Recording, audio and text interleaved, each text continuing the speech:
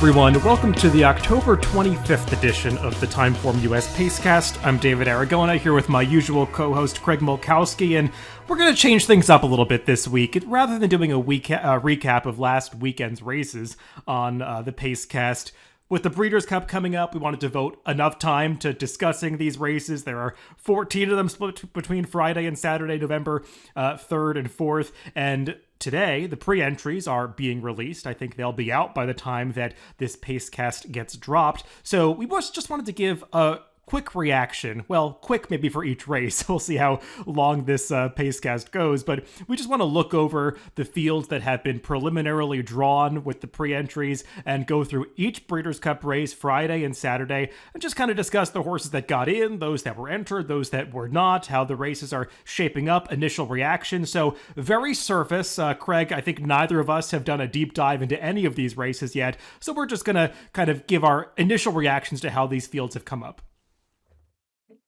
Yeah, there are sure plenty of entries, and it's going to be interesting to see which horses go in which races. We have a lot of different horses entered in multiple races, so always the most exciting time of year for me. And while I don't think we've talked about it before, maybe the quality isn't quite as high with the older horses as some years. They all look like excellent betting races.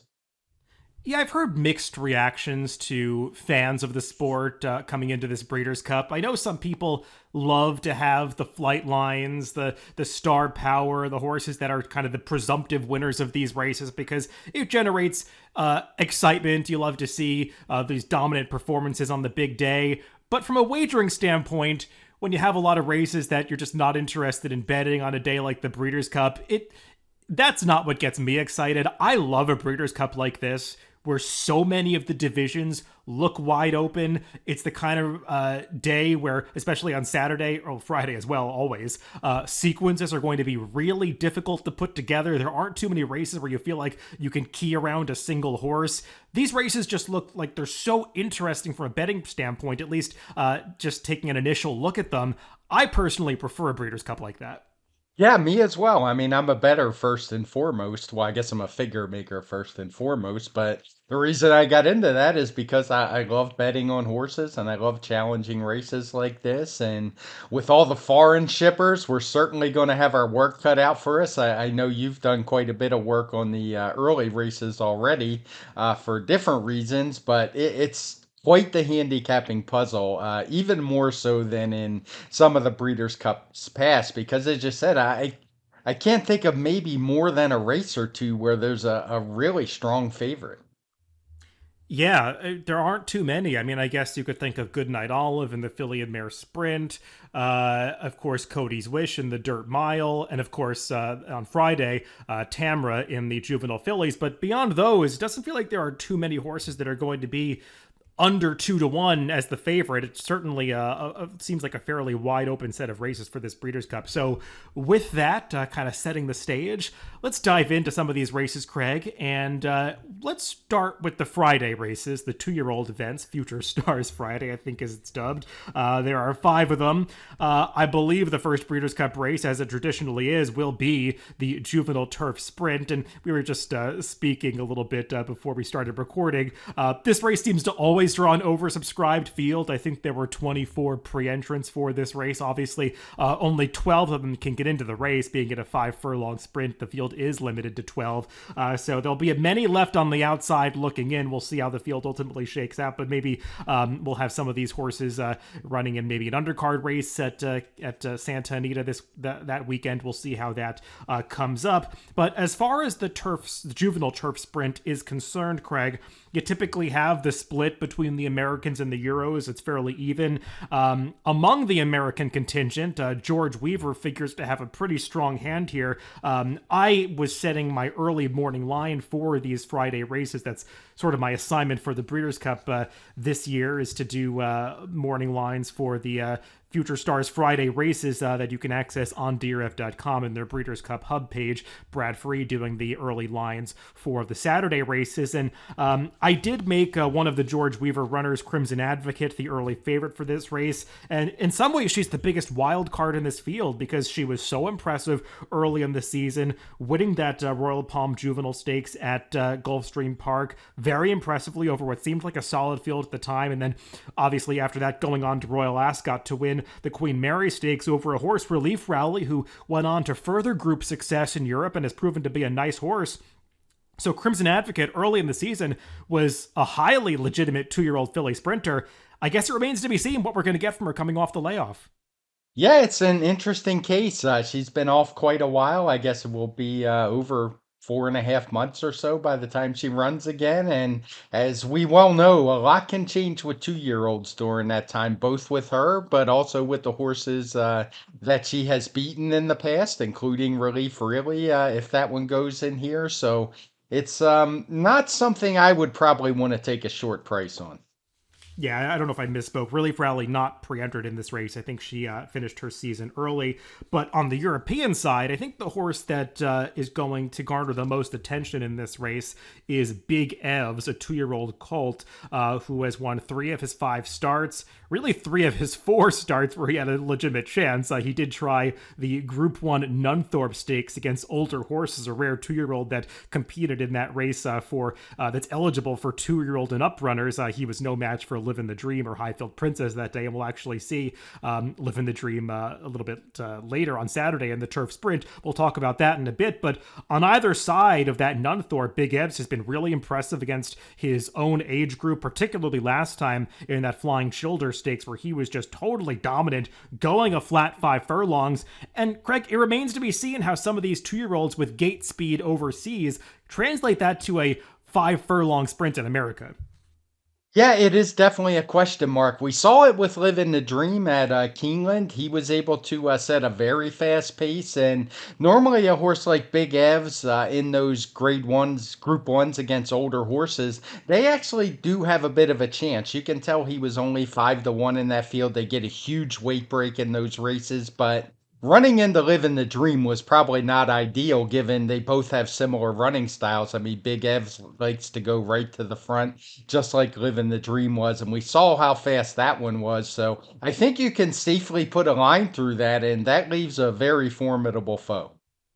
Yeah, he does feel like a horse that's in a similar vein to Live in the Dream, is that he's just very naturally quick out of the gate. But 5 furlongs over a fast turf course like Santa Anita, you really do need to break sharply and get out towards the front if you're a horse that likes to use that style. So we'll see how he's able to do. You've got other speed in this race, also from the George Weaver barn in the form of No Name Metz, who has beaten up on weaker competition in his last couple of stakes victories, but he's done everything right since coming back from Royal Ascot, where we didn't see the best of him. You've got other Euros in here with class lines like Give Me the Beat Boys, who has Group 1 placed overseas, Cherry Blossom, who is coming out of a 4th place finish in the 6 furlong Chief Lake Park Stakes, that being a Group 1. She's a filly. A lot going on in this Juvenile Turf Sprint, Craig, and I'm sure we're going to be interested to see how the ultimate field comes together and also the post-draw.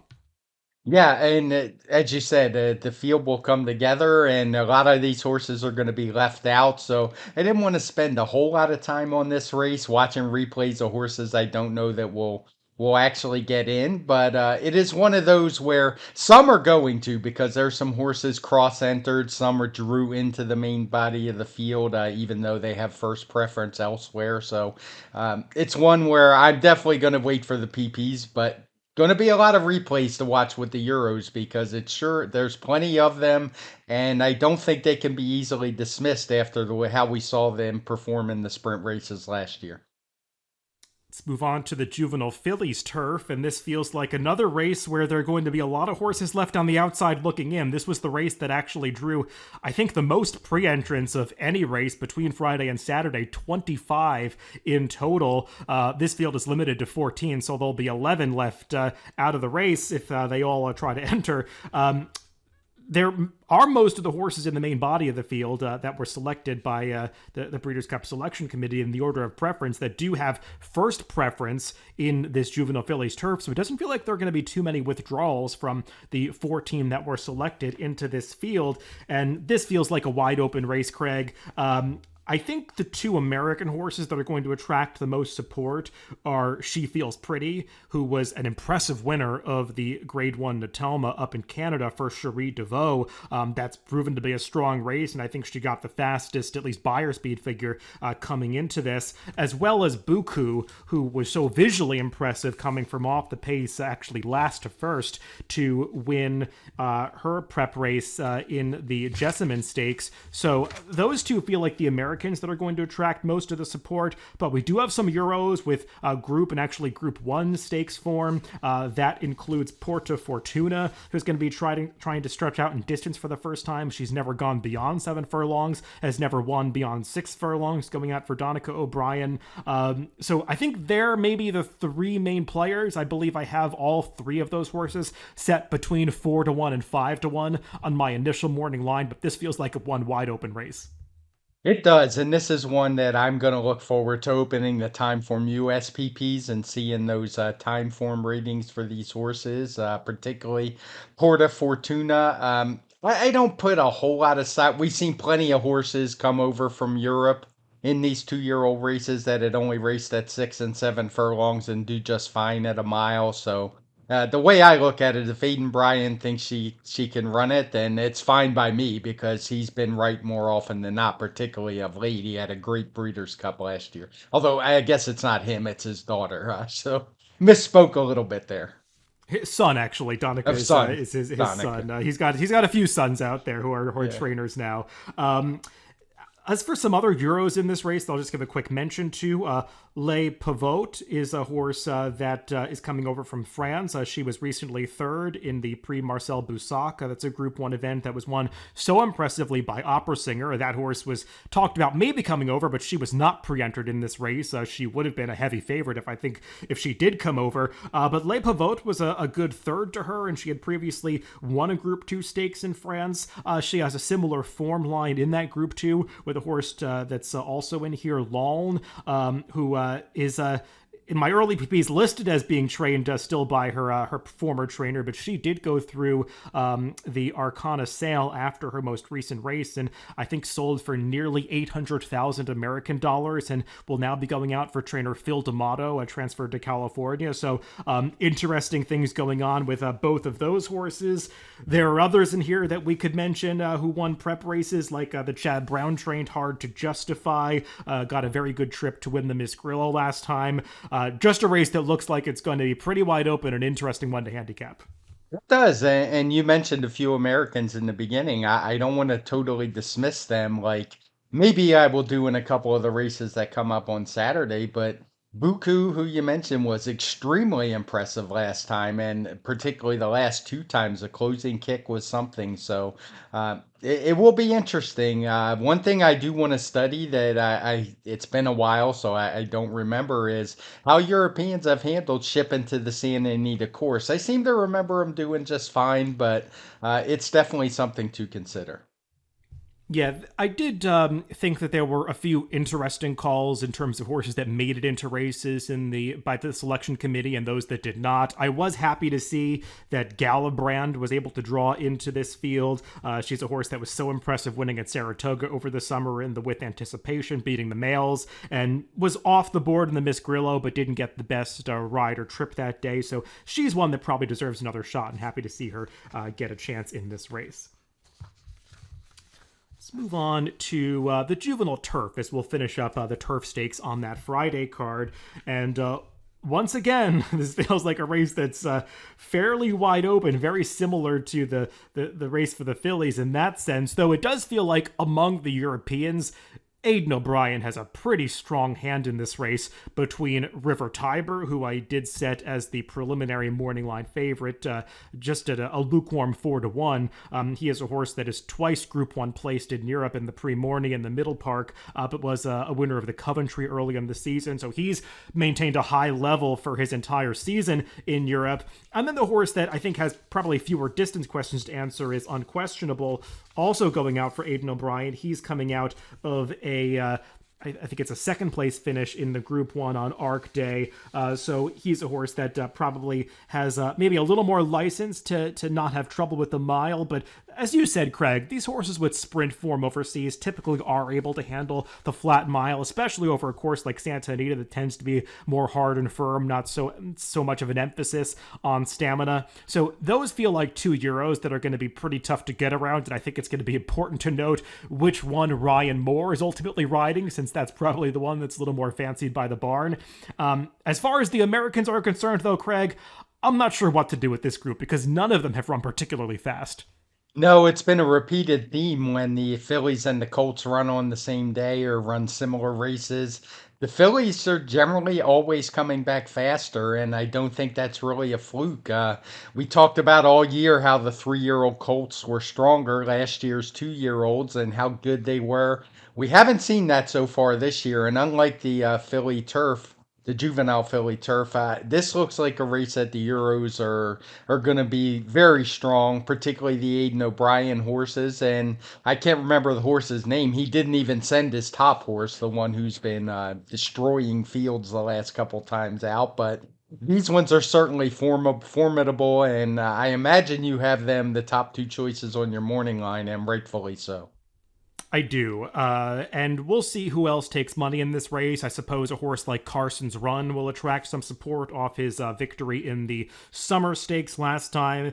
Agate Road and Endlessly won prep races, Endlessly being the horse that is based in Southern California, so I suppose that gives him a little bit of a home court advantage. An interesting horse to take note of is Legend of Time, who goes out for Godolphin and Charlie Appleby.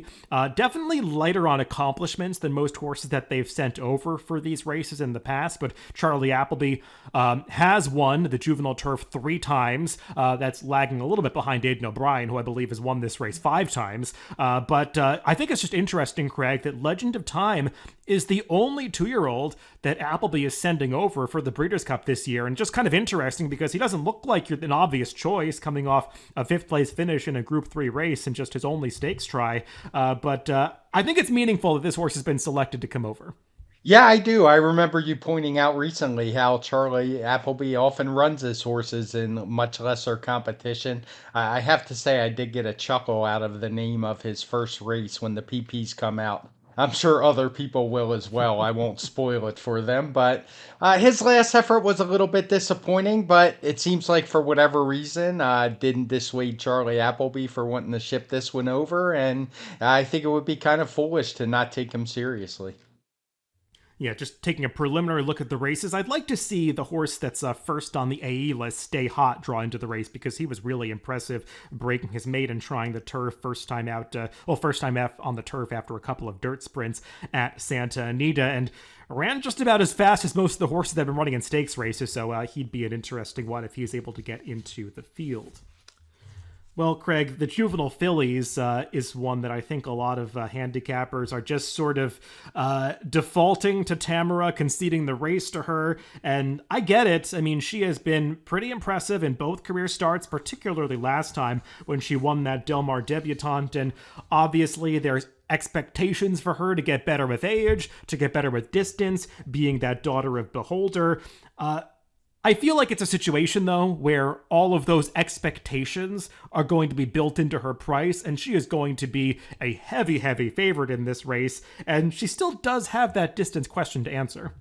She does. I mean, she seems to be bred for it, but you never really know for sure until they try it. And the one caution I'd have is she's run very well sprinting, and it's not like she didn't run like a sprinter. So I don't think it's a given. she certainly is talented. It's just a question of how short of a price do you want to take on a horse like this that we haven't seen for a while, has never tried two turns, and that's always a little bit of a red flag for me. I won't be surprised if she wins, but I do think there are some other talented horses in the field, and I'll start with Candide, who won the Alcibiades last time at England and was very impressive in doing so to my eye, and her speed figure wasn't very far off of what Tamara ran, and I think it's a stronger race than what the odds are going to lead people to believe. Yeah, it does feel like a spot where Tamara could be odds on. I set her at 4 to 5 on my early line, and I think she's going to be at least that low. But it's just a situation where I think she's very likely to win this race. If she's, dipping down to the 3 to 5, 2 to 5 territory, that's too short on a horse that's trying something for the first time. So I'd want to keep an open mind when handicapping this race. You bring up, I think, the most obvious alternative in Candide, and she feels like a horse that might have even more upside because she's been a little green in her first couple of starts and has still gotten the job done. VV's Dream, I thought, was game, trying to battle back inside of Candide in the Alcibiades last time, and that feels like it was the second strongest prep race in this division behind the Del Mar Tebidant won by Tamara. The others, Craig, have just run a little bit slower. I mean, we saw some faster numbers from Brightwork early in the season, but she feels like one that just didn't handle the extra distance in the Alcibiades. I think just FYI is a horse that ultimately is going to have a bright future. This just feels like it might be a little too much too soon for a horse that still hasn't run a fast number. Yeah, that would be my concern with her. She just has not run very fast at all. I think you pointed out the real prep that maybe could be the one to give the most trouble to Tamara would be the Keeneland race. And outside of that, it's pretty big stretch because the horses are going to have to make big jumps in their speed figures outside of Brightwork, who I think there's some real question marks when you watch that race. She just didn't seem to handle the two turns. Yeah, and I think that's just what makes Tamara such a strong favorite in this Juvenile Fillies is there's a real lack of depth in that division. Not too many places to go if you're trying to beat the favorite.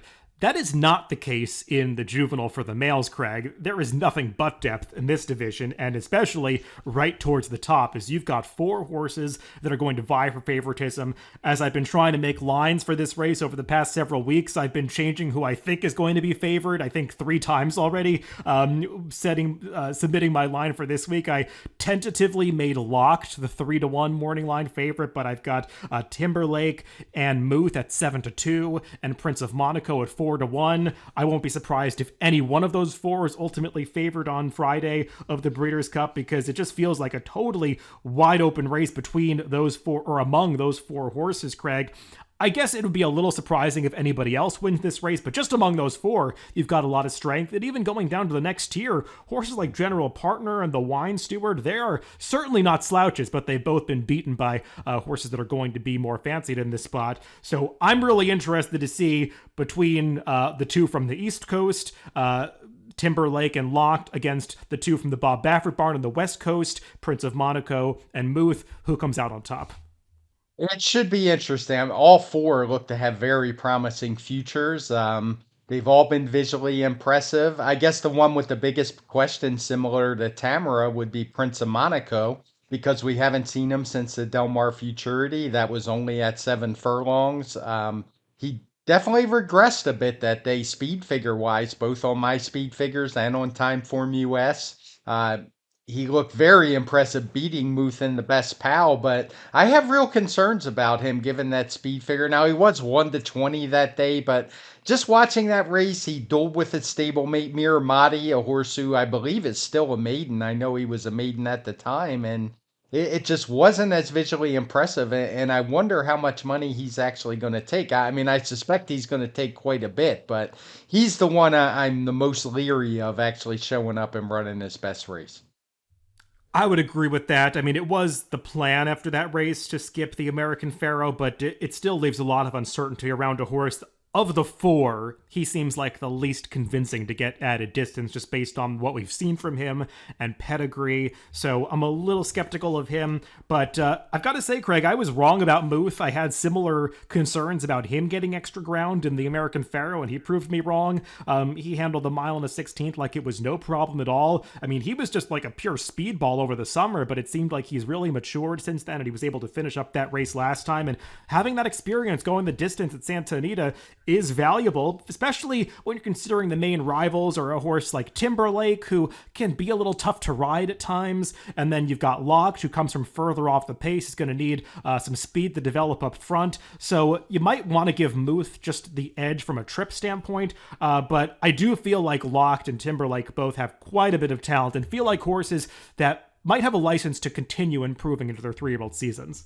Yeah, I was of the four. I was probably most impressed with Locked, given the way he was able to win his last race wide around the track. I have a little concern that he's not always the most focused horse in the beginning, but once he gets going, he just rolls. And to be able to get up and beat a good horse like the Wine Steward in that short stretch, mile and a 16th at Keeneland was pretty impressive and might serve him well at Santa Anita. Yeah, early on, I think I'm leaning a little bit towards Timberlake. I've just really liked what I've seen from him, and we'll see what kind of price all of these horses turn out to be, but he's one that I would definitely tab to get better around the 2 turns. Well, Craig, let's now move on to the Saturday races, and let me see where we should start here. I'm not 100% sure of what the first race is going to be on the Saturday Breeders' Cup card. Let's kick things off with the Dirt Mile. This is one where we're going to have one of the stronger favorites in Cody's Wish. It's a spot where I think after the Vosburg, I was very much looking forward to trying to find some alternative to Cody's Wish, because I thought we saw some vulnerabilities that day. He once again did not break sharply, was not as convincing beating an allowance level horse like Accretive as you might want to see, and then you couple that with the fact that he was also a little bit dull in the Whitney. I know 9 furlongs is probably not his ideal distance, but he was never traveling like the typical sharp Cody's Wish that we had seen previously, just one start earlier in the Met Mile. So I do have some questions about Cody's Wish. It's what is going to be a very short price. I'm just not exactly sure who is the right alternative in this spot, because it did not come up as the strongest dirt mile that we've ever seen. No, it definitely did not. And I do think this is the first Breeders' Cup race on Saturday, looking at the sheet I have. Um, yeah, it's not the strongest, but I do have concerns about Cody's Wish and what we've seen from him the last couple races. Uh, he did win last time in the Vosburg. Pretty big speed figure regression on the Beyer scale off of his better wins this year, like in the Met Mile and the Churchill Downs Stakes, where he was, well into the hundreds, even cracking the 110 mark at in the Met Mile, and we just haven't seen that from him the last 2 races. But like you say, it's not like this is the strongest field, so I'm certainly not going to write him off. But it's one where I do think there's some others who are pretty good. I guess the most interesting horse to me is Practical Move. It looks like, if I'm reading this right, that he is going to go in this race, and he's done very little wrong. And I think as a 3-year-old, he poses a pretty serious challenge.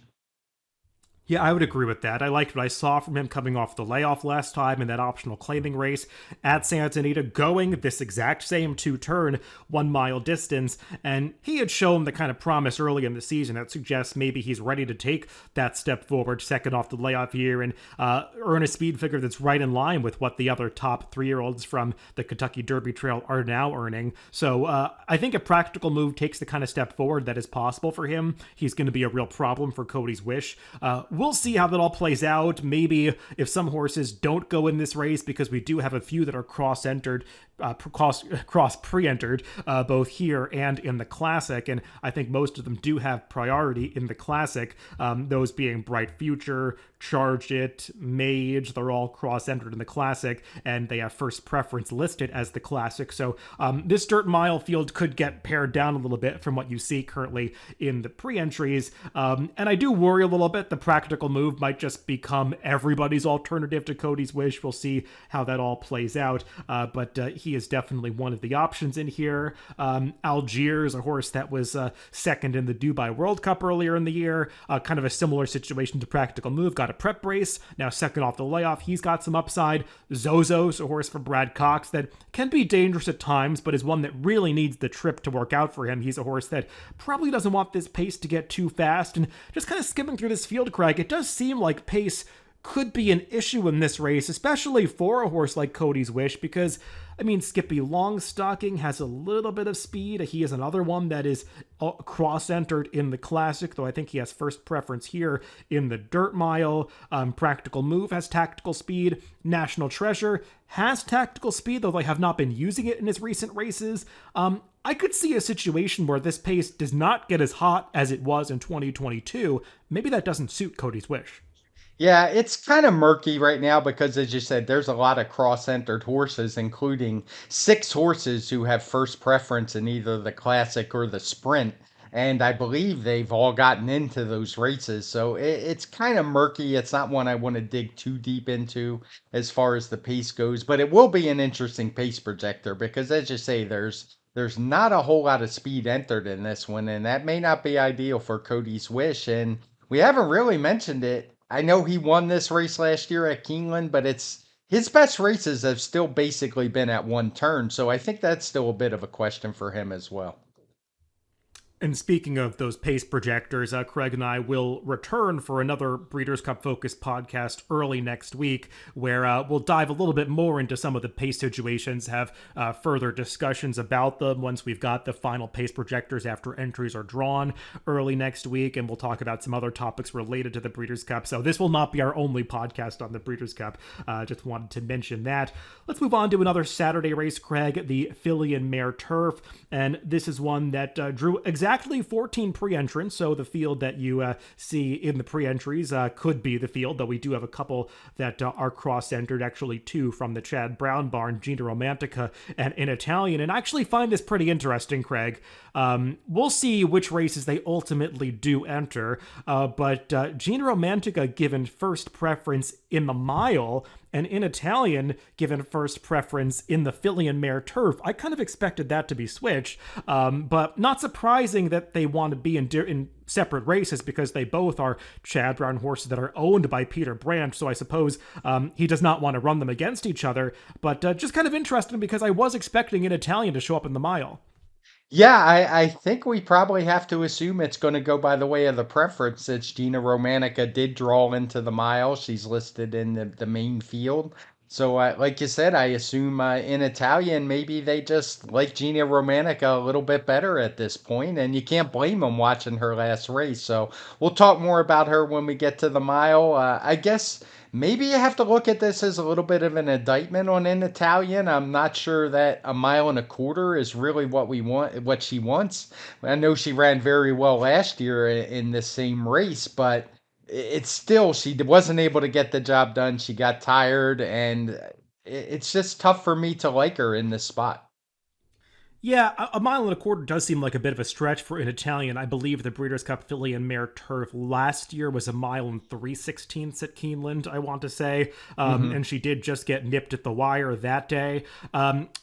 I guess the thinking is a mile and a quarter at Santa Anita is a little bit easier to wire the field than it is at some other places, with them starting up on the hill and coming down, and just given the way Santa Anita typically plays. And even though this is a large field, Craig, it is a race that generally doesn't attract too many front-running types, and looking through this field, I really can't identify too many horses that need to be on the front end. I've got to do a little more work still on the European contenders to familiarize myself with all of their form, but it does feel like a race where In Italian might be able to dictate terms on the lead, so that's probably the thinking, that she's going to get a better pace setup in the Filly and Mare Turf, and we'll see if she gets the distance, but there are some pretty good Euros that have been entered in this race that are going to be tough to get around, particularly in Spiral. who was sort of a late surprise entrant in this race after they chose not to run her on Champions Day in Europe.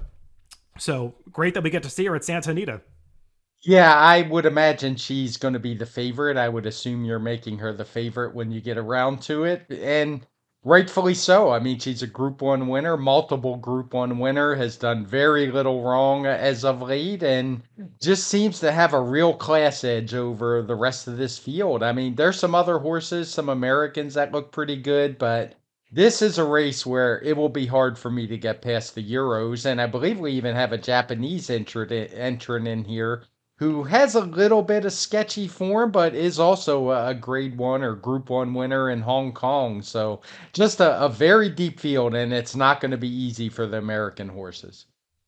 Yeah, Inspiral is actually another one that's never raced beyond the mile, but I think you do have a little more confidence that the Europeans are going to be able to stretch out in this kind of race when they come to the Breeders' Cup. We've just seen it happen time and again that they're able to be successful in this kind of race with the form going a little bit shorter. So she is way the horse to beat in this race. I would agree with that, Craig, but there are some other good Euros coming over, particularly Warm Heart, who's coming off 2 straight Group 1 victories, both against females in the Yorkshire Oaks and Prix Vermeil. Those were going a little bit longer, so she'll be cutting back in distance. We'll see if that suits her going out for Aidan O'Brien. And yeah, you mentioned Win Marilyn, who was the winner of the Hong Kong Vase last year against the males. That was going 12 furlongs. She has not had as successful a 6-year-old campaign since coming back this year, so we'll see if she's able to get back on track in a race like the Filly and Mare Turf. But definitely quite a bit of quality in this field. Let's move on to the Filly and Mare Sprint. This one is going to have, I think, a substantial favorite, Craig, in the form of Goodnight Olive. It did look like a race that could potentially be a showdown between her and Echo Zulu, although there was talk about Echo Zulu potentially going in the sprint instead. Unfortunately, with the training injury that Echo Zulu suffered, and obviously hoping all the best for her in her recovery, but it does take some star quality out of the sprint division, whether she was going to be in that race or this one. And I think it just leaves Goodnight Olive as a very logical favorite to repeat in the Filly and Mare Sprint, but there are some other good ones in this field. Particularly, I think an interesting horse is the other Steve Asmussen runner who will go in here, and that's Society, because she brings a lot of speed to the party. She does for sure, and we saw a very impressive win for her from her at Charlestown last time in a big purse listed stakes, and she beat a good horse in Frank's Raquette, and actually there was another good horse in there who run very well, Hoosier Philly, who is I think also entered in this race. Not really a contender for me, but for those two, they do seem like the main two. Goodnight Olive, who is a little more versatile than Society is one who likes to win on the front end. I would probably prefer Goodnight Olive a little more. I think those last couple are maybe a little dressed up for Society. Winning at Charlestown is a little easier going wire to wire. Before that, she romped at Ellis Park, a track that was really speed favoring and at the time. So, just a little more question marks about her than Goodnight Olive. Yeah, and Goodnight Olive and Society, they do look like they're going to attract most of the support in this race. I mean, you do have some others with accomplishments. I mean, Caramel Swirl has been knocking heads with the top players at this distance in this division, but she's been beaten by Goodnight Olive a couple of times, or actually more than a couple of times. Mare, sort of the same thing. I mean, she did earn that victory over Goodnight Olive in the Derby City Distaff earlier in the year, but she was easily beaten by that foe in the Ballerina most recently. So it does feel like the race really goes through that favorite and her main challenger. In the Breeders' Cup Mile, back on the turf, this is an interesting one, Craig, because we'll see who ends up in this field. I think there are a couple of American players that might have first preference in different races, those being in Italian, who we already talked about, and Up to the Mark, who intriguingly has first preference in the turf. So it sounds like they'll be looking to stretch him out. And I think, like Rapoli has said, that, I mean, they might pre-enter in both races, but they are committed to going to the turf.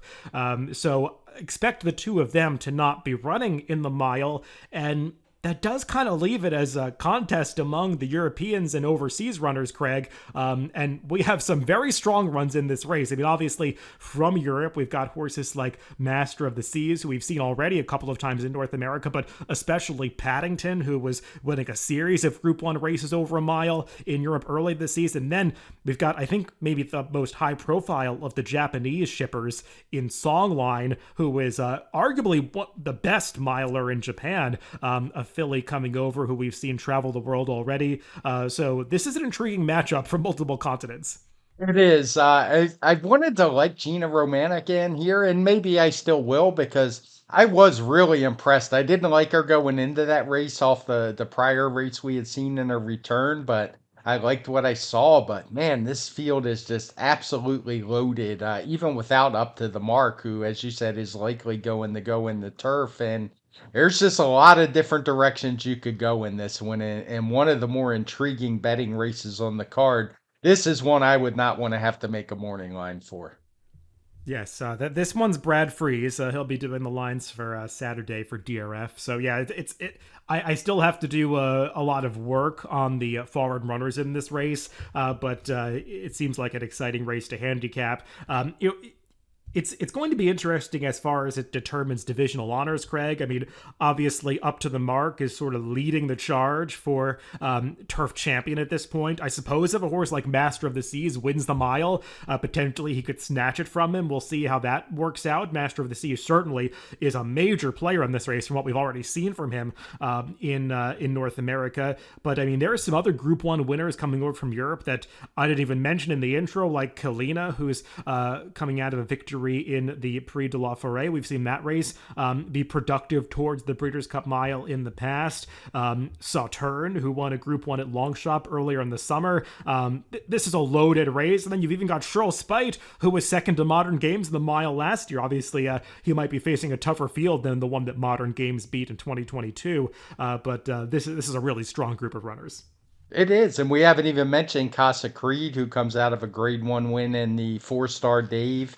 Any concerns about Paddington having raced just a couple days ago, actually, I think it was? Now, I agree, it was not much of an effort from him over that very soft course on, I think it was on Champions Day, but it's still a pretty quick turnaround.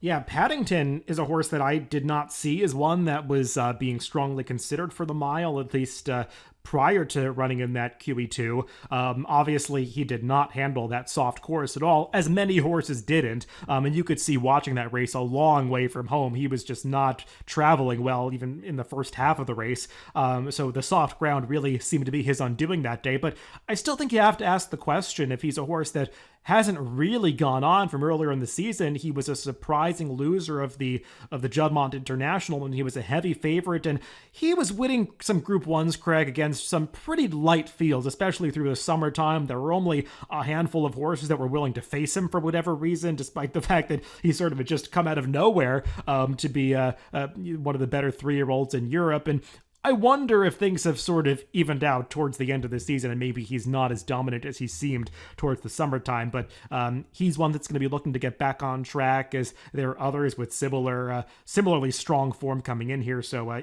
it's one of the strongest Breeders' Cup miles that I can remember in recent years.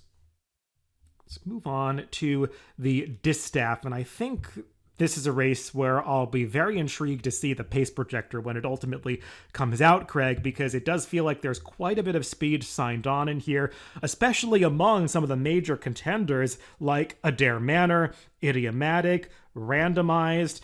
Search Results has a little bit of early speed. We'll see who else is forwardly ridden in this race, but it just feels like a race, especially among those three major players, where something might have to give on the front end. And I think the inclination is to try to look towards one of the late runners, and maybe Clairiere is the horse that a lot of people end up landing on, even though she ran so poorly last time in the Personal Ensign. We know on her best day she's good enough to beat a field like this. Yeah, we saw something similar last year where she had a poor last out effort. Now, part of that, I think she banged her head coming out of the gate, but we didn't see her race again after Saratoga, the personal ensign, just like this year. And she came up with a very good race in the Breeders' Cup, a narrowly beaten third, beaten just ahead, was right there on the wire, obviously. So, depending how the pace sets up, I would certainly give her a chance because the rest of the closers in the field just don't look all that strong to me. I guess the big question for me, maybe a horse that's going to take some money, would be Pretty Mischievous, the 3-year-old filly who I would say is probably leading the 3-year-old filly and mare division, even though she lost the ceiling crusher last time, but she still has those credentials. But she doesn't really have the speed figures to stack up with the older horses and would need a bit of a setup up front. So it's a case where we have the older horses mostly have speed outside of Clairiere, and then we have a couple 3-year-old off the pace runners like Wet Paint and Pretty Mischievous, who are definitely going to have to do some improving to do to compete with their older rivals. And I think it's actually a pretty strong group when you look at Idiomatic. Even though she's been winning wire to wire, she came from off the pace once. Of all the horses, I think she's the one who's been actually setting strong paces on the front end. So just a very intriguing race, and another where I'm not even sure where the betting's going to go. It really is intriguing. I mean, you would imagine Idiomatic will be the favorite. I mean, she's kind of earned it, having won this series of races coming in here, especially these last two Grade 1 so impressively over the likes of Nest and Secret Oath and Clairiere. Obviously, those first two that I mentioned are not in here, but it feels like she's the one to beat. But we'll see if she can do it with a different running style, because it does feel like Randomized and especially Adair Manor are going to have intentions on going towards the front end, and we'll see. Idiomatic feels like the most likely one of those three to take back and try to rate, because she did so in her Delaware handicap win, sort of not by design but by necessity, because she broke slowly that day. But we'll see if she's able to have that versatility in this kind of race. If Clairiere doesn't show up, Craig, because she is a little bit of an all or nothing type in here, I mean, based on what we saw from her last time, this feels like a race that could be open to an upset. I mean, we'll see. I still have to sit down and handicap it, but you mentioned the 3-year-olds. I mean, Pretty Mischievous, Wet Paint has a similar running style, but would have to run a little bit faster. Maybe this is finally the day that Search Results gets that big Grade 1 win, because she's always been knocking on the door, picking up second and third place finishes. Maybe she's the one that sits the right trip, stalking in behind those speeds. But it feels like a really intriguing matchup that's going to settle two divisions, both the older filly and mare, as well as 3-year-old filly. We'll move on to the Breeders' Cup Turf. This race did draw an oversubscribed field of pre-entrants. 17 in total, 3 on the outside looking in, though. While there are some horses that were cross-entered, they all have second preference in other races, so it feels like this is a race that could really hold together as it's been drawn with the pre-entries. And this is where Up to the Mark is going to show up in all likelihood, Craig, and it's pretty interesting. I mean, you think most recently of Bricks and Mortar, who had never tried a mile and a half before and was the leading American horse throughout the entire season, though he had prepped in the Arlington Million before stretching out, and sort of a different preparation with Up to the Mark, who missed some training time during the summer. They brought him back at a mile, just thinking he didn't have the fitness to try going longer, and I think they were thinking at the time that maybe the turf would be a tall order for him, getting just one prep race going a mile, but now it sounds like they've got the confidence to stretch him out. Both races are coming up really tough, so I think it's a difficult choice where you want to run. I don't think you're necessarily ducking competition either way by picking one over the other. He's the best American coming into this race, just from a pure ability standpoint, but the distance is a big question. The distance is a question, and is he better than Warlike Goddess? Probably, but speed figures don't really indicate that yet, at least at this point, and we know she can get the distance. She actually probably, I'm sure she prefers this distance, so I don't know if I'd seed the best American, but I also don't know if it's going to matter because wow, when you look through the PPs, this has to be the strongest Breeders' Cup turf we've seen in a long time. Uh, if not ever. I mean, just the list of Europeans coming over and their accomplishments is not one I remember seeing anytime recently. Yes, so we've got multiple horses that are coming out of Group 1 victories in their most recent start in Europe. Usually it feels like the Breeders' Cup Turf is a little bit of an afterthought for some of these European connections, but I mean, we have some of the top runners coming over for this race, like three-time Group 1 winner August Rodin, who won the Epsom Derby early in the season, recently coming off a victory in the Irish Champion Stakes. He feels like he's going to be ultra tough in this spot, but he's not the only Aidan O'Brien trading in this field. We also have Bolshoi Ballet, who won the Sword Dancer, but he was sort of the B or C team for O'Brien. So the fact that Bolshoi Ballet was able to so easily beat some of the American runners in that Sword Dancer, I think it makes the Europeans even more scary in this spot. You got King of Steel, who had just won the Champion Stakes last weekend at Ascot, and he's a horse that has had success going a mile and a half in the past. He is cross and pre-entered in the Classic, though he is listed as having first preference in the Turf. I know they've talked about potentially trying dirt in the Classic, so we'll see what they decide to do. Mostadov, who has won 2 Group 1s in a row, more of a mile and a quarter specialist, but in the US, especially at Santa Anita, sometimes these horses can make the stretch out to a mile and a half. Onesto, who was a big price third place finisher in the Arc de Triomphe, but those horses that are coming out of strong efforts but losing efforts in the Arc typically are very tough in the Breeders' Cup Turf. And going further down the list, you've even got a horse like Shariar, who is looking to get back on track, but once upon a time was a Dubai Shima Classic and Japanese Derby winner. So there's a lot of quality among the foreign runners in this turf. There is, and the one thing I don't think we're going to have to worry about is the pace because with Get Smoking in here, it's almost sure to be a good strong pace. I believe this is a race that starts a little bit on the downhill course that they use for 6.5. Not the full hill is used for it, but they'll be rolling coming out of there. So I don't think we'll have any pace excuses for anybody. And as much as I have affinity for Warlike Goddess, Craig, I mean, I was being a little harsh on her, saying that Up to the Mark is so clearly the better turf horse. They obviously are competing in different divisions, but Warlike Goddess, well, maybe she could have finished in a higher placing with a better ride or trip in last year's Breeders' Cup Turf. The difference in quality between the 2022 Breeders' Cup Turf that she lost and this Breeders' Cup Turf feels like it's pretty wide. It's a wide gap. I mean, horses like Rebels Romance and Stone Age, who was second last year, I mean, they feel like they'd be big prices against the field that's supposed to line up in this 2023 Breeders' Cup Turf. So Warlike Goddess, and probably Up to the Mark as well, would have to produce career best efforts to win a race like this. But having them coming in with such strong American credentials, it just makes it an even tougher race. Yeah, and that was kind of my point that I don't think she has much of a chance in a field like this, but that also makes me think that probably Up to the Mark doesn't. Maybe I'm underestimating him. Maybe there's more in the tank than what we've seen speed figure wise, but it seems like an awful big ask with just the one start off the layoff at a mile. But if anybody can do it, I'm sure Todd Pletcher can. Now, the big one on Saturday is the Breeders' Cup Classic. Unlike in most years, it won't be the last Breeders' Cup race on Saturday, as they've changed the race order to accommodate some different TV schedules this year, with the Breeders' Cup being on the West Coast. So we'll have, I believe it's going to be the Turf Sprint and the Sprint closing out the card. We'll get to those in just a little bit, but the Classic, Craig, is the race everyone's looking forward to on Saturday, regardless of whether it's the last race or not. And I love when the Classic is not settled ahead of time. I mean, last year it just felt like we were waiting to see Flightline's coronation, and that was exciting and all. I mean, and I loved seeing it. I mean, every time we got to see Flightline in action, it was a privilege. But I like when the Classic really settles the divisions. And this year, it is certainly going to, because we've got some strong 3-year-olds coming in here. The older horse division is exceptionally topsy-turvy. We don't know who is going to come out on top. And we're going to, in all likelihood, have a 14-horse field. And it just seems like one of the more wide-open classics in recent memory. It does. There's a lot of different directions you could go in here.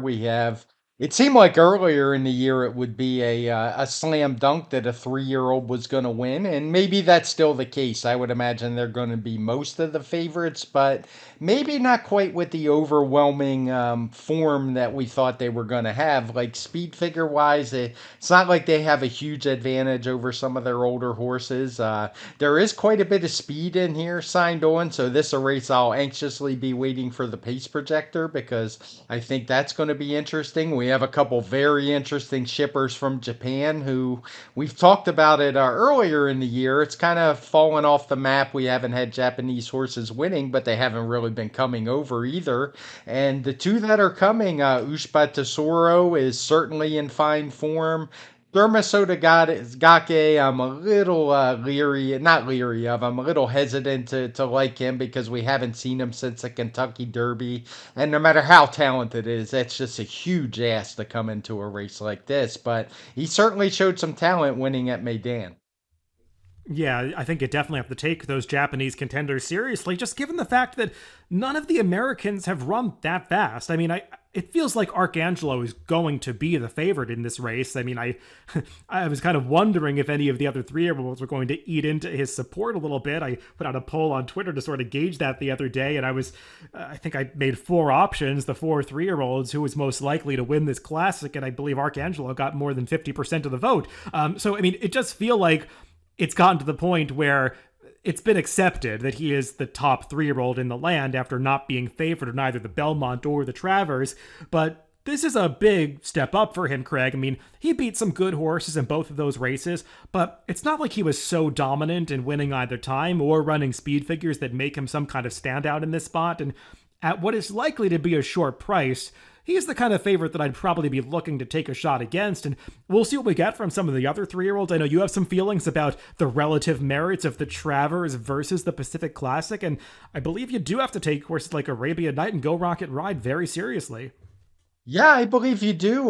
Go Rocket Ride, he's had a little questions. I think he missed a little bit of training, but I trust Richard Mandela. If he shows up in the starting gate, I would expect him to run well. And I think that Pacific Classic was every bit as strong as what the Travers was based on the Timeform US speed figures. And as I said, there's quite a bit of speed in here. Arabian Night certainly is probably going to try to go. Who knows what we're going to get from Derma Sotogake. His best win came wire to wire, and Saudi Crown is actually very fast. And even though he wasn't able to see it out in the Jim Dandy, I thought his Pennsylvania Derby was very good. And even if you don't think he's good enough to win, he could certainly cause some problems for some others up front. Yeah, Saudi Crown, a horse who has a ton of speed and brilliant speed at that. A mile and a quarter, obviously a big question for him, but the connections have committed to going to the Classic. I know they had talked about maybe the Dirt Mile instead, but the Classic is going to be the plan for him. So we'll see if he's able to take them pretty far, perhaps all the way on the front end. But there are plenty of older horses in this race, Craig, that probably are not going to attract as much wagering support, but you can easily make cases for. I mean, White Abario coming in with one of the best speed figures of anybody when winning the Whitney. That race sort of stands in isolation a little bit. I mean, he obviously has improved since the trainer switched to Richard Dutrow earlier in the year, but he's another one where the training has been a little bit interrupted. I think he's missed a couple of workouts, so there's a little bit of uncertainty there, as well as around him going a mile and a quarter. It's a distance that has always seemed like it's a little bit of a stretch for White Abario, but there are other older horses in this race, Craig, that probably should not be dismissed. I mean, Zandon is kind of perennially the bridesmaid in this division, but when you look at his speed figures compared to everybody else, he stacks up quite favorably, and we know he gets the distance. Bright Future is up and coming. I know he didn't beat the strongest field in the Jockey Club Gold Cup, but who have any of these horses really beaten? I think they're all stepping up into the toughest test of their careers. So it's just a wide open race. Like, we keep saying that about all of these races, but it's the truth. I mean, it's hard to really feel too confident that any of these horses are necessarily going to have success, just given the strength of competition in a lot of these Breeders' Cup races. Yeah, and the one thing we haven't talked a whole lot about is the actual track, Santa Anita, and how the dirt plays. And my one big concern is, and you know I'm a fan of Arcangelo. I mean, he was a good winner for me in the Peter Pan and again in the Belmont. I had him picked on top. I bet him pretty strong. But when I watch him run, the one thing he does not look like a Santa Anita horse. I know that might sound a little silly, but he just seems to me much more like an East Coast type horse, and I really would be leery of taking him as a favorite. Yeah, there's been some discussion about his workouts at Santa Anita in recent weeks not being nearly as impressive as his Saratoga drills over the summer were. We'll see how all of that changes in coming weeks. How horses are doing in the weeks leading up to race can be fairly important as far as their chances go. But to my eye, I kind of agree with that assessment. I mean, he's been having to be ridden a little harder by the exercise rider in some of these recent workouts at Santa Anita. So we'll see how that impacts his performance in the race. But definitely, I think it's worth considering how these horses are training in the weeks leading up to the Breeders' Cup. And as for that Japanese horse, Ushba Tesoro, I mean, I think he's one that you have to give some strong consideration to. I mean, we've seen the Japanese already have success in the Breeders' Cup, even in a dirt race with a horse that was underestimated, the Distaff, Marsh Lorraine, a few years ago. And Ushba Tesoro, I mean, I know he didn't beat the strongest field that in the Dubai World Cup that we've ever seen in that race, but he did it pretty convincingly from off the pace. He's been almost perfect since switching over to the dirt in Japan. I watched his prep race and it was fairly impressive. Again, not beating the strongest competition, but just seems like a horse that's thriving on the way into this race. So just yet another one that I think you do have to take seriously.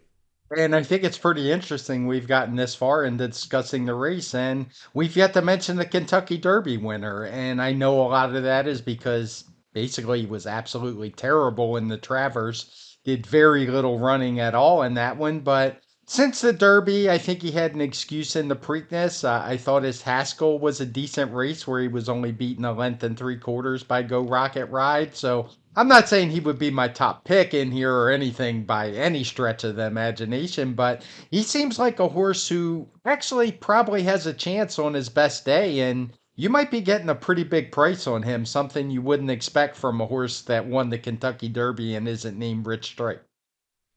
And Craig, I should mention, I mean, again, we're not making picks for this race, but if you're bringing up the Kentucky Derby, any of us that liked Dermo Sotogake in that race should not forget that in terms of speed figures, he ran a lot faster than Ushba Tesoro in that UAE Derby, and that was a legitimate comparison. Maybe he was a little bit with the track that day. You can assess that in different ways, but this was a horse that had a lot of ability early in the season, and he did not get a great trip. The Kentucky Derby was just in trouble at various points in that race, and not ideal to come into the Breeders' Cup Classic without a prep race, certainly. But this is a horse that does have that kind of talent and is probably going to be the bigger price of the two Japanese horses, despite having run faster when they competed on that same card at Dubai early in the season. So just some food for thought around Dermo Sotogake if we're going to talk about the Kentucky Derby.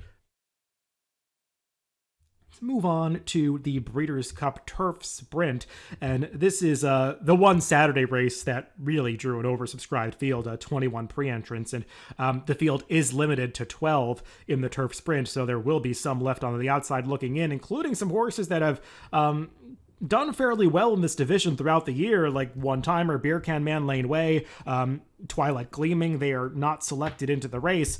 I gotta say though, Craig, I'm pretty happy with what the selection committee did in this race. I mean, I was especially hoping that they would reserve a spot for Roses for Deborah, who I could have seen left out, given the fact that she had lost her most recent start over that soft, boggy course at Parks. But happy to see her have a spot in here. And it does feel like a race where the Americans typically are tough, especially going that flat 5 furlongs at Santa Anita. But we should mention the €1 in here that could be a real thorn in the side of anyone that wants to show speed in this race, and that is Livin' the Dream, who I know we talked about a little bit ahead of his prep race in the Woodford at Keeneland, and I think he ran about the way that we were expecting that day, because he showed the gate speed that we had seen from him in Europe, just couldn't quite see out the 5.5 furlongs after getting really pestered by I think a 70-1 shot that day, threw up some insanely fast opening fractions. 5 furlongs on the turf at Santa Anita could be perfect for Livin' the Dream. It could be. We know for sure. We suspected before the Woodford that he was fast. Now we know he's fast. I have a little concern with how he collapsed inside, but that all came within that last, 100, yards where he just kind of threw in the bit, and that wouldn't be the case going 5 furlongs. So I do think he's very dangerous in here, and there are some pretty good American horses, but they've all kind of taken turns beating each other. So yeah, It's a very interesting race. I'm a little disappointed Beer Can Man didn't get in. I thought he would, but maybe he will. We still got a while until the race comes up. And the one American I'm really kind of intrigued in that left America for his last start at Woodbine was Big Invasion. He was a horse that won like a seven horses across the track. It looks like he closed into a fast pace, but when you watch that race, I was actually really impressed with his gameness and how he was able to hold off all the others who, even though the pace was fast and he closed into it, he kind of took it by the horns and got first jump and just was really game. So I was impressed. He's a horse I'd kind of written off. So of the Americans at this point, he's the one I kind of like the most. Yeah, and Big Invasion is a horse that has handled 5 furlongs earlier in his career at Gulfstream Park. That's I think a good translation to what you'll see at Santa Anita. So if pace develops, he's one that could be charging at the end. We haven't even mentioned the winner of this race last year, Caravel Craig, who of course is going to be back in here, coming off a couple disappointing performances. I think we both agreed that she probably should have won the Franklin last time, her prep for this race. And 5.5 at Keeneland maybe is a little more suitable for her than 5 furlongs at Santa Anita. We'll see how that all plays out for her, but she's one that, of course, merits some consideration. Motorious, I think, is a horse that, as we get closer to the race, it's going to become more apparent that he might end up being one of the favorites in this race. Just because when you look through his form and speed figures compared to everybody else, he makes a ton of sense in here. He handles 5 furlongs. He comes from off the pace, but he's got enough tactical speed to not get too badly outrun in the early stages, and he's had success at Santa Anita. So I think he's a major, major player in this race that I don't think we're going to get a huge price on him, but he's a horse that's hard to dismiss. He always shows up and runs his race. He has those triple digit buyers last three times out. So he's obviously one that's going to be strong. And I don't want to totally overlook the horse you mentioned in the very beginning, Roses for Deborah, who had been so impressive until that Parks race. And if ever there's a race you can just put a line through and just write it off as it didn't happen, it would be that one. I mean, that course was a total bog. Nobody was passing anybody. She had zero chance to win. But before that, she was just one who, since being switched to the turf, had been getting better and faster every single time out. And I see no reason she couldn't take another step forward. I think she's going to get plenty of pace. She's a horse who has good enough tactical speed to be close. And I guess maybe I'm getting too deep into where maybe I'm making selections. I'm not. It's too early, but I think she's very dangerous and very likely to be a good price in this field. And then we'll close things out with the Breeders' Cup Sprint, which I do believe is scheduled to be the final race on Breeders' Cup Saturday. And maybe not the best race to close things out, Craig, because it's arguably one of the more disappointing fields, especially given the absence of Echo Zulu, who, as we said, was so unfortunately injured in her training for this race. Only I think 10 pre-entered horses. One of them that was initially entered has since been withdrawn. So it seems like the maximum field size is going to be 10, though some do have second preferences or first preferences. At least one horse is likely to come out of this race. I think a Japanese horse that's cross-entered in the turf sprint. But it does feel like Elite Power has a much better chance to repeat in this race than maybe it seemed a few months ago. There's pace in here, and he's a horse that, while he's not exactly running the fastest speed figures that we've ever seen in this division, he's probably going to get more pace to close into in this Breeders' Cup Sprint than he's gotten in either of his 2 races prior to this.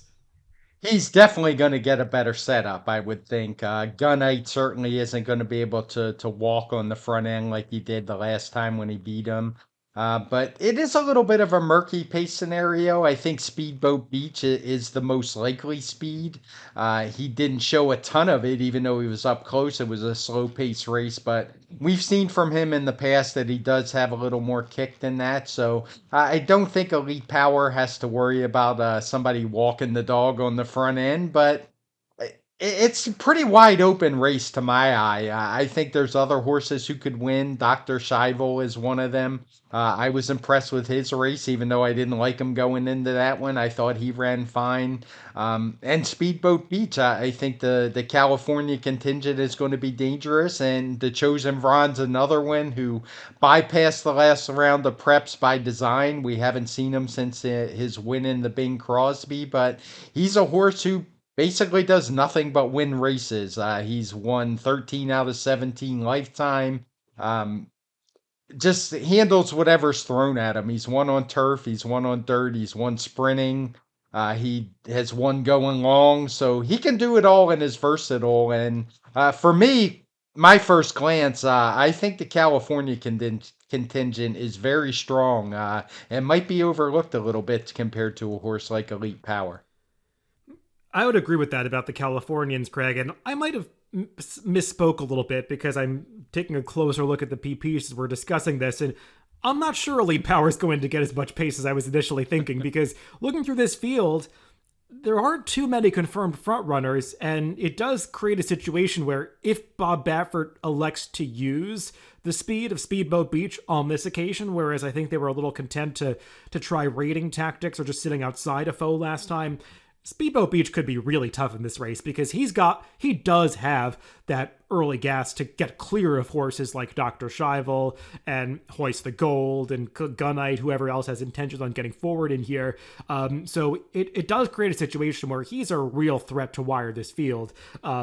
He might have the ability to do so anyway, because just if he moves forward second off the layoff, he's going to be a really tough horse to beat in here. So I think Speedboat Beach. Again, don't expect him to be any kind of enticing price from this race because I think a lot of people are going to see what I'm seeing. But he seems like a horse that is a major, major player. Dr. Shivel has that versatility where we know he can sit close to the pace. Probably not a front runner, but he can stalk a little bit. So I think he's going to get the right sort of trip. The Chosen Vron probably still has some things to prove at this level, but we've seen him defy expectations before, and he loves to win. Yeah, it does feel like a competitive affair, and we'll see if Elite Power is able to repeat. But as I take a closer look at this, it's not going to be as easy as I thought. No, and one thing I would say that this race, we haven't talked about it in any of the other races, and I think it might be most important here is the post draw is going to play a real part in how this race develops. And, you know, if Speedboat Beach were to draw outside, maybe he'd be content with a trip like last time. Dr. Shivel was forced a little bit from the inside, so things could shape up differently depending how they draw into the gate. Well, Craig, I think that takes us to the end of Breeders' Cup Saturday, and just as we said, these are initial thoughts. We're not handicapping the races yet. We're not prepared to give out selections, but just wanted to give a reaction to some of these pre-entries as they are released on this Wednesday afternoon. So that's how we're initially looking at some of these races. As I mentioned in the middle of our podcast, Greg and I are going to record another Breeders' Cup focused podcast early next week before I believe you're heading out to the Breeders' Cup, Craig. So we want to get that out to the listeners early. And again, probably on that podcast, we'll do a deeper dive. Again, not give out traditional selections per se, but just have deeper discussions about some of these horses, having done a little more work on the races. Craig and I think we'll see what your schedule's like, Craig. Maybe we'll also do some video previews if we can line those up with our team. And it also, as we should do some housekeeping, while we're doing this TimeformUS Pacecast one day late on Wednesday, we will in short order be releasing another forecast this week. I think Craig and I did pretty well in the forecast last week, if anybody that listened to that, and we'll be doing another Keeneland Pick 5 sequence looking ahead to, I believe, their closing day this upcoming Saturday. So I think we'll be recording that a little bit later today on Wednesday, but it should be out for you to listen to by Thursday. Yeah, looking forward to doing that. Looking forward to next Tuesday. I'm mostly looking forward to my trip out to Santa Anita. Always love going to California. Could enjoy the nice weather. Get to meet a lot of our DRF cohorts that I haven't met in person. Many I have, but not some of the people we work with day in and day out with the video team, who always do a great job. Haven't really given them much of a shout out, but they just do a fabulous job for us when David and I make mistakes or just do something goofy. They're always there to fix it for us. So just want to give a hats off to them because I don't think I've ever done that before. Yeah, big shout out to Lucia and Chloe, who do a great job compiling our podcasts after we record them and all of the videos that you see on DRF's YouTube channel. And if you're not already subscribing to the DRF YouTube channel, I don't know what you're doing, because we're releasing some great content already, and especially this week with the Breeders' Cup upcoming, we're going to have a ton of videos handicapping every Breeders' Cup race, other Breeders' Cup focused content, Mike Welsh's clock reports. We've had Jenna Antonucci doing some interviews on a new show that you can check out there. A lot to see on the DRF YouTube channel, so you should get your butt on over there and subscribe. Everybody, thanks for listening to the TimeformUS Pacecast this week. Remember to always catch these podcasts on DRF.com, Apple Podcasts, Spotify, and that DRF YouTube channel. Make sure to subscribe if you haven't already. Like I said just a few moments ago, this will be the Pacecast for the week, but we will be releasing a TimeformUS forecast on Thursday that'll be handicapping the Keeneland Saturday late pick 5 sequence. Everybody, thanks for listening.